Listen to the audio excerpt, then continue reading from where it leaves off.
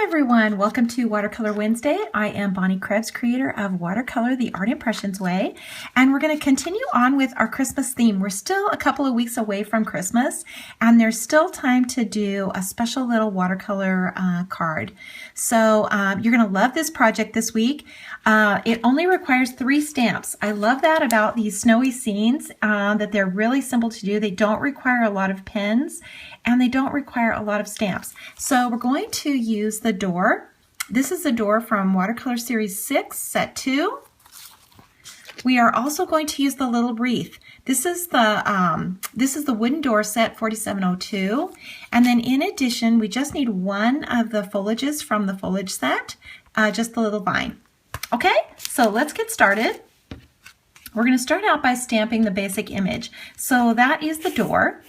We're going to stamp that first, and we're going to use a lighter color this time. This is actually called number 40 gray, and we want to kind of set that door in the background. We don't really want to make it the focal point of the scene, so we're going to kind of set it back and make it really subtle. So we're just going to ink the whole thing with the brownish gray, and then I'm going to take this top part of the door off. We're going to kind of cover that with the garland, and so we want to just remove that. Okay, so now we're going to stamp it in the center of the page, just like this. And you can see that it's pretty light. That's what we're after. We want this kind of snowy, subtle, pastel colored scene. Okay, so let's dip our brush now in water, and we're going to pinch it off, and we're going to just pull this color out. And this is going to be really light. We can always add color to it later, but we want to start out with this really, really light pastel looking image. So it's not going to take a lot in here. Pull this color out of this boardwalk down here. Just a little bit. Okay, that looks pretty good. So let's go on to the garland on the top. So we're going to stamp the vine. We're going to ink it. And I'm just using the number 15 green, and you can see that when I place this vine on the block, I made this part of the vine straight up and down. So the reason I did that is because I'm only going to use part of it, just this little area of the vine, and I want to make sure that it's straight. So if I put it in the corner of my block straight up and down, it's easier for me to position. I can see much easier where I'm placing that. So I'm just going to turn my page a little bit, and I'm going to stamp this in here just a couple of times, just like that. I'm going to ink it again, just the top part, and turn my paper again so that I can see exactly where to place it. Okay, so I've got the top on. Let's ink it again. And I'm going to stamp it kind of down on the side now. Just like this. And one more. We're still stamping it in here several times.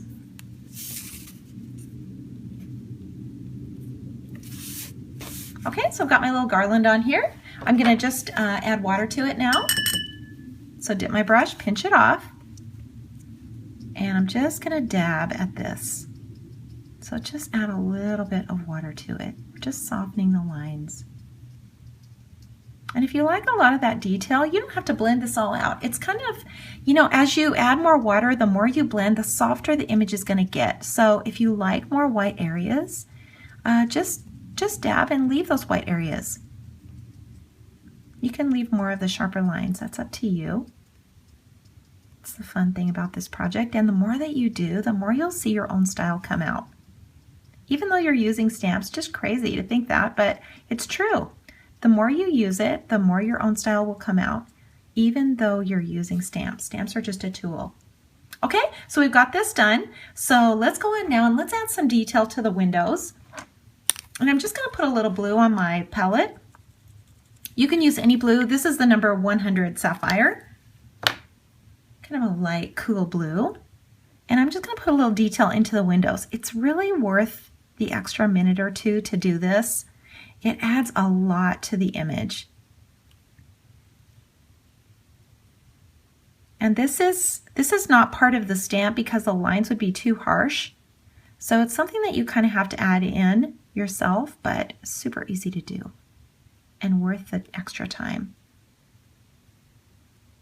You can always go back over it again once it dries and get that in there a little darker. Okay, so while we're doing that, let's add a little color to the door plate. So I'm just going to put a little sepia on my palette and take a little bit of this color and just brush this in. Just brush it into the door plate. Okay, like so. I'm going to take the fine tip now and really darken in that doorknob. I want to be able to really see that detail. And don't be afraid to add a little line back in here if you've lost some of these. I stamped this really light, so some of the detail kind of got lost a little bit. That's okay to add that back in. We're using the same ink. This is the same ink that we stamped it in. It's just that sepia is a little darker. Okay, so let's go on to the next step, and that's to put in the little topiaries. So we're going to put these in next to the door, just like this. And so the first thing we want to do is kind of pencil in the space that they're going. So I take a dime. This is just a little dime, and you're gonna kind of put the top just above where the door plate is, and just pencil this in. Just draw a little circle around here. This is just a guide, so it doesn't have to be perfect. The other one over here.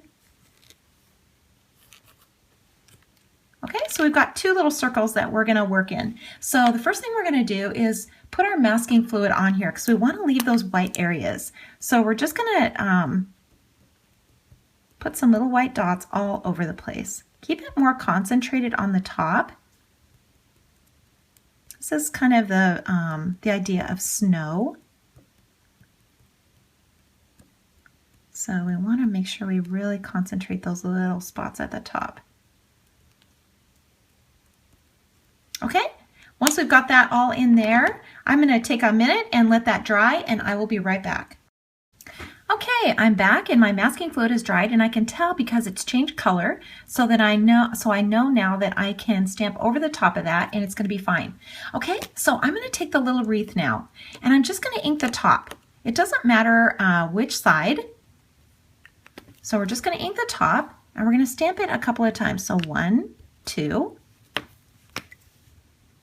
I'm going to ink it again, and I'm going to turn it upside down. 1, 2. And I'm going to repeat that same process on the other side. 1, 2. And then again, down below. Okay, so I've got my little topiary stamped in there. I might as well go ahead now and just add the wreath to the door. So I'm just going to ink it again. And it's an oval, so if you look at it, you can tell which way is straight up and down. You can eyeball it, or you can use your positioner. It's pretty easy to get it straight. Just kind of make sure it's centered on the block. So now when you add the water to it, make sure you're leaving those white areas. So just a little bit of water. Pinch your brush off so that it's not too wet. And just dab. Okay, so we've got that little wreath on there. So let's go on to the topiaries now. So we're just going to dab at this too. You can put a little of this color to the outside if you want to. Gives you a little more interest. We don't want this to look like a round ball. So kind of drag that color out a little bit. And then do the same on the other side. All the areas that are covered with the masking fluid, those are all going to be protected. So when we rub those off, we're going to see white underneath.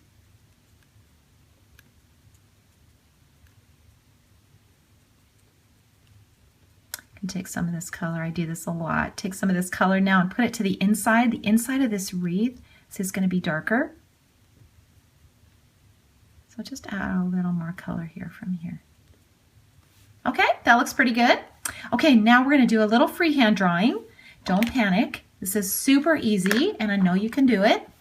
So we're going to start out by making a few little lines underneath these topiaries, like a 1/2 inch. That's all. And all we're going to do is draw in these little stems right here. So we're going to draw those in. It's just a matter of making a few lines. So 1, 2, 3, 4.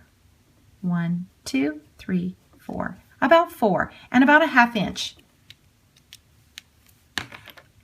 Then dip your brush and just pull that color out of the lines. Just drag that color down. If you didn't quite make them even, just pull the color down to where they're even. Okay, and then take your African violet now. This is the African violet and the fine tip, and we're just going to make a little dark area right underneath. This makes a big difference, and it creates a shadow and makes these things look three-dimensional.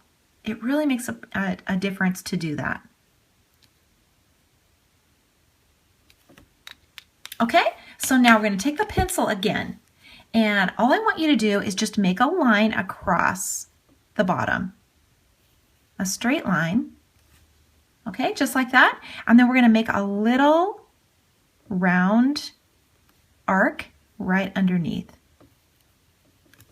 Okay, just like that. And we do it in pencil first because it's very stressful to just do it with a marker. So this way you can erase it and do it again, and you can get it the way that you like it to look. So now we're going to go over it with the marker. So this is the 86. And not too dark. You don't want to just make a big, dark, heavy line with your marker. Just a light. These are light, small, tiny little images. And so we just want to get a little ink on here. So just follow that pencil line, just like that. Don't stress out over it if they're not perfect. It's fine. Okay, so now we're going to pull some of that color out to the side, to the center. Just drag some of this color out, just like that. Super easy. Remember the color needs to be concentrated on the side so that you can see that the center, is light. That's really important that shows light. And then pull some of this color up, dip your brush again, and pull some of this color up and away. Okay, just like that. Now we're going to take our fine tip, and we're just going to kind of make a little line here, and sort of like an S. And then just a line across the back. Okay, we want to kind of create our snow right here. And if you want to, before you do this on here, just practice on another piece of watercolor paper or a piece of paper with your pencil, or draw it in with your pencil first. That's okay too. And I'm just going to put a little more of this blue now along this boardwalk, just right underneath here. Just kind of put a little color in between the boards. We want to keep those boards separate so that we don't lose the texture. Okay, so let's add the rest of our detail in now. This is the fun part, adding this little, these little extra touches in here. So we're going to add our little ribbon. So that's just the red, and I'm using the number 89. So 2 lines, 2 loops, and 2 more lines. So we're going to do that on the other side too. 2 loops and 2 more lines. Okay, and we can do the same with the wreath. 2 lines, 2 loops, and 2 more lines. Okay, and let's go on and do the little berries that are up above. And we want to make these really small, so just tiny and in groups. 3s, 4s.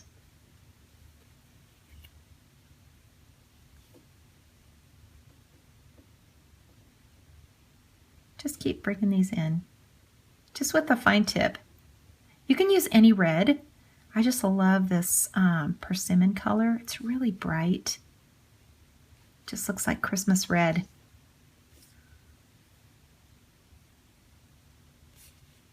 Add a few more in here, just like that.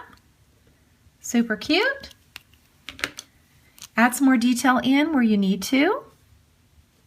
Sometimes the lines just get lost in here when we're adding water, and we can easily just go back in. Okay, let's add some color now to the around the door, because we don't want the door to look like it's freestanding. So we're just going to take a little bit of this sepia from the palette and just brush in a little color. Keep this really light, and don't let it touch the red.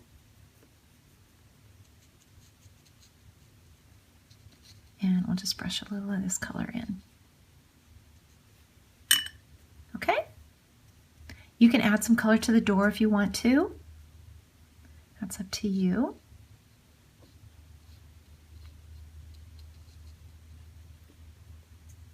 Okay, it looks pretty good. So let's go ahead and take an eraser now, and we're going to erase these pencil lines. Make sure everything is really dry before you do this. So just take the eraser and just get rid of all these lines. A lot of times they'll just be covered, so you don't even have to do this step.